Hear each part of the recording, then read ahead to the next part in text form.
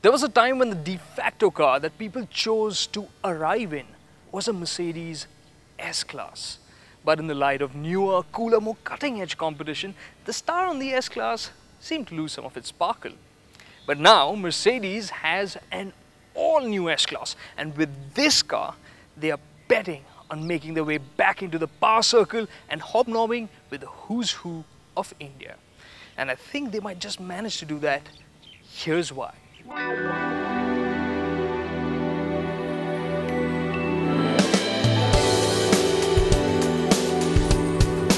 Firstly, the new S-Class looks impressively cultured and stylish. But at the same time, it has a more athletic and forceful look. And that is sure to appeal to a younger audience. And then there is the cabin. Unlike the staid interiors of the outgoing S, this is just a stunning combination of modern and retro. A mix of fine-grained wood and soft brushed metal. Of technology and old-world simplicity, the cabin is just as grand and mesmerizing at the back.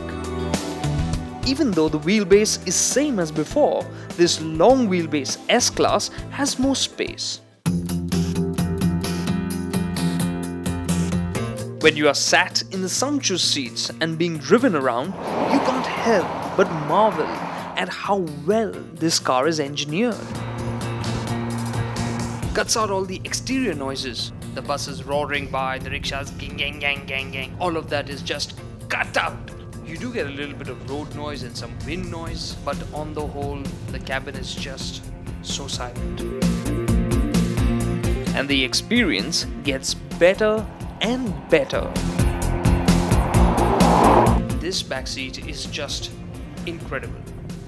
The seats perfectly cushioned.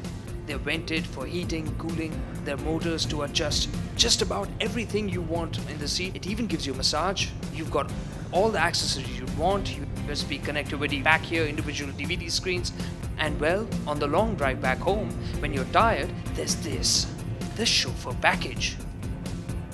This is what it does. It gives you the opportunity to catch a nice nap. The seat goes all the way forward, opens up a ton of legroom, and a nice little footrest. See ya. But I didn't have too much time to chill out. Oops, I just remembered I have to work, in which case, you can do this. Ta-da!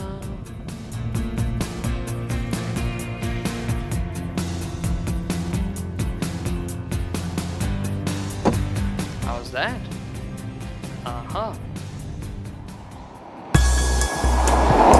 But I had other things to focus on, like the ride. The S-Class has air suspension at all four corners. Although in India, it is offered with two-stage adjustable dampers. Effortless, casual grace, kind of like royalty waving out at the people. That's how this just sails over bad surfaces. It's only big potholes that tend to thunk through, but actually if they didn't, I would think this car was actually running on magic. But Mercedes has some magic up their sleeves that could make even those potholes disappear. It is called Magic Body Control. Sadly, this active suspension system isn't offered in India as its electronic package uses a radar frequency which is not allowed for civilian use. As good as that backseat is, I wouldn't mind spending time in the driver's seat of this S500.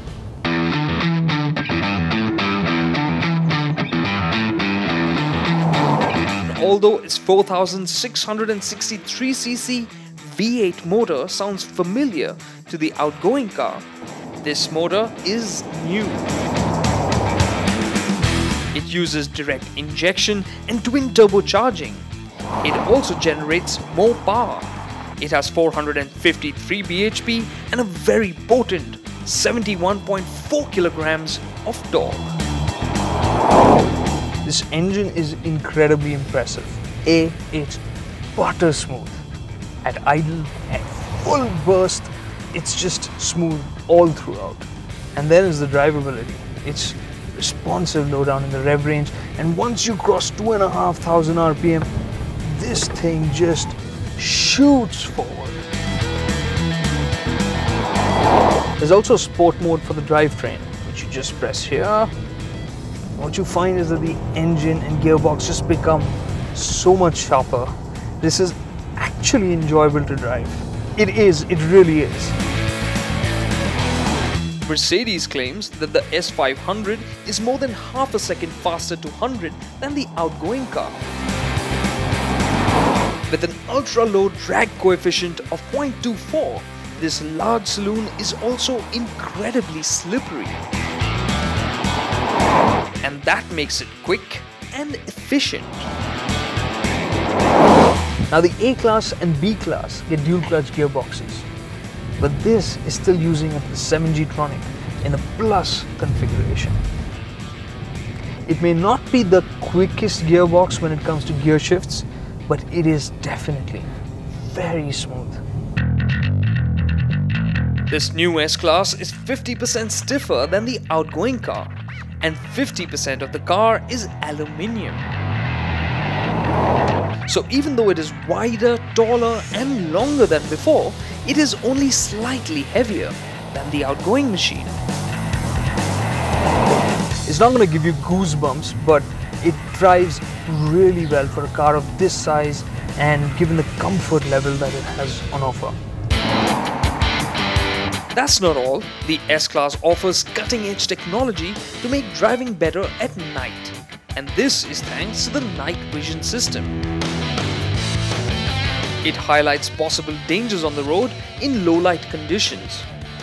While this might seem a bit too much for our chaotic cities, it will surely prove to be a valuable system when cruising on dark highways. And cutting-edge technology is woven into every aspect of the S-Class.